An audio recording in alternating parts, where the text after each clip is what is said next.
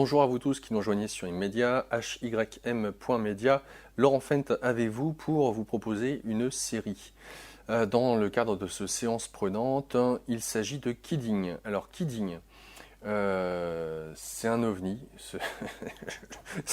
Oui, dans le sens où vraiment, j'aurais jamais cru qu'une série comme ça puisse être réalisée. Elle est jubilatoire. Elle est fine, c'est très très fin.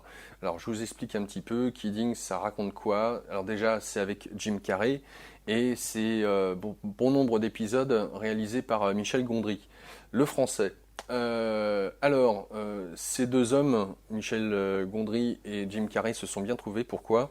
Parce que tous deux sont des rêveurs, sont des spécialistes, j'allais dire, des émotions humaines dans le côté peut-être caricatural, voire des fois poétique. Tout dépend quand on voit l'ensemble de leurs œuvres l'un et l'autre, un en tant que réalisateur et l'autre en tant qu'acteur. En tout cas, les deux sont aussi producteurs, ce qui est important. Et on retrouve un peu là pour le coup ce que Jim Carrey, depuis qu'il a eu l'occasion de, j'allais dire, de se trouver à travers l'enseignement d'Eckhart Tolle, le pouvoir du moment présent. Jim a eu l'occasion, alors déjà de vieillir, d'acquérir une certaine forme de sagesse et notamment de prendre à contre-pied toute l'intelligentsia d'Hollywood. Et dans ce sens-là, cette série, elle nous fait part d'un présentateur d'une émission pour enfants qui se fait appeler Monsieur Pickles. Alors c'est un petit peu à l'aune de l'île aux enfants avec Casimir. Sauf que là, Monsieur Pickles, c'est un adulte qui est l'ami des enfants, qui revêt une certaine forme d'aura de sagesse, de quelqu'un de très très doux et qui va donner des enseignements avec des marionnettes, des mises en situation, etc. Donc Jim Carrey incarne ce personnage de télévision, mais ça va beaucoup plus loin. Alors déjà d'une part, il travaille avec son père, qui est le producteur, réalisateur de l'ensemble. Ils travaillent en famille, tous les deux, ainsi que la fille du père, donc la sœur de Jim Carrey, de Mr. Pickles. La sœur aussi fait partie de l'aventure, c'est elle qui crée les marionnettes. Et ces trois personnages principaux vont se retrouver confrontés à un drame.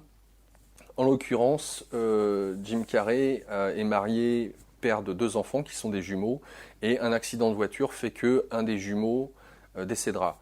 Reste l'un des deux, et à partir de là, sa vie bascule. Alors bascule dans quoi? Eh bien, à savoir que ce fameux Mr. Pickles, Pickles, ça veut dire cornichon, Monsieur Cornichon, sauf que ce Monsieur Cornichon, il est bien loin d'être bête. Comme je vous le disais, il incarne une certaine forme de sagesse auprès du public américain. Ce sont des millions et des millions de jeunes enfants, voire de parents, voire de générations qui ont été élevés avec Mr. Pickles.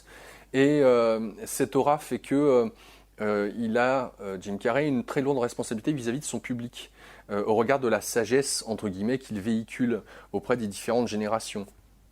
Ça fait que par exemple dans les premiers épisodes, on lui vole sa voiture et puis les voleurs se rendent compte qu'elle appartient à Mr. Pickles et lui rendent la voiture. Voilà, sans que Mr. Pickles le sache. C'est pour vous dire l'impact de cet homme. Alors cet homme qui incarne la sagesse, non seulement il l'incarne pas uniquement dans la petite lucarne, mais aussi dans sa vie privée. C'est-à-dire qu'il fait tout pour véhiculer cette modération, cette sagesse, etc. Un homme qu'on pourrait dire de bonne volonté, d'amour, de gentillesse, de compassion. C'est le Père Noël avant l'heure, hein, voire Jésus-Christ bis, quoi. Et on peut aussi noter que alors on pourrait dire oui, mais c'est peut-être de la façade. En même temps, Jim Carrey incarne ce personnage, mais ce personnage n'est pas que de façade, en tout cas de prime abord, puisqu'il ne se verse qu'un salaire modéré, le reste de son salaire étant diffusé auprès de certaines œuvres caritatives. Et donc il fait profiter, de ses largesses matérielles et financières auprès de nombreux organismes. Il aide les enfants malades à réaliser leurs rêves, etc., etc. Et notamment, il y a beaucoup d'adultes qui ont eu leur vie sauvée, entre guillemets, par les émissions de Mr. Pickles. Voilà pour vous parler un peu du personnage public. Mais suite au décès de son fils, là il y a un basculement qui s'opère. Et c'est ça qui est génial.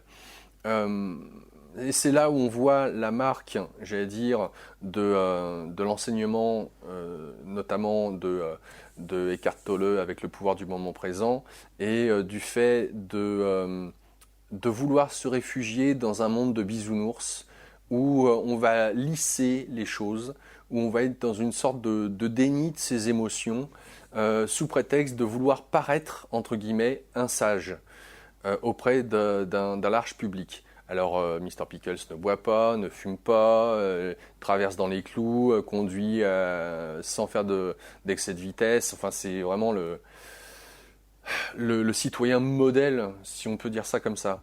Mais le décès de l'un de ses fils va générer des secousses au niveau inconscient et notamment de tout ce qui est en déni et qui va être amené à devoir être vécu. Et ça se fait par paliers. Et c'est ça qui est génial. Parce que, comme je vous le disais, ils travaillent en famille, le père et la fille, avec donc le fils, et tous les trois étant intimement liés, chacun dans leur vie va se retrouver impacté par le changement de Mr. Pickles, qui va impacter tout ce petit monde.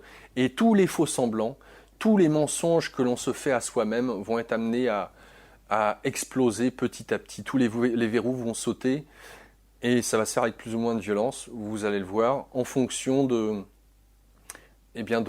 fait de soit j'essaye de tenir le personnage que je me suis construit durant tant d'années, soit au contraire j'accepte d'être qui je suis avec toute la sphère émotionnelle qui est là, qui est présente. Faire un deuil, c'est pas évident. Avoir envie de crier, de gueuler, de faire des conneries, de frapper quelqu'un, voilà, ça fait peut-être aussi partie de la condition humaine. Et c'est tout ce que cette série met en avant. Et elle est géniale. C'est fin, en plus c'est super bien réalisé avec Michel Gondry, forcément. C'est vraiment qu'une série comme ça existe. C'est assez extraordinaire. J'en ai quasiment pas entendu parler, malheureusement. Or, il s'avère que vraiment, j'adore cette série parce que on rigole, mais en même temps, elle nous met en miroir exactement nous-mêmes et nos propres mensonges, nos propres dénis qu'on peut se faire donc à soi-même. Donc voilà ce que je peux vous en dire. J'espère que vous allez être nombreux à pouvoir suivre cette série.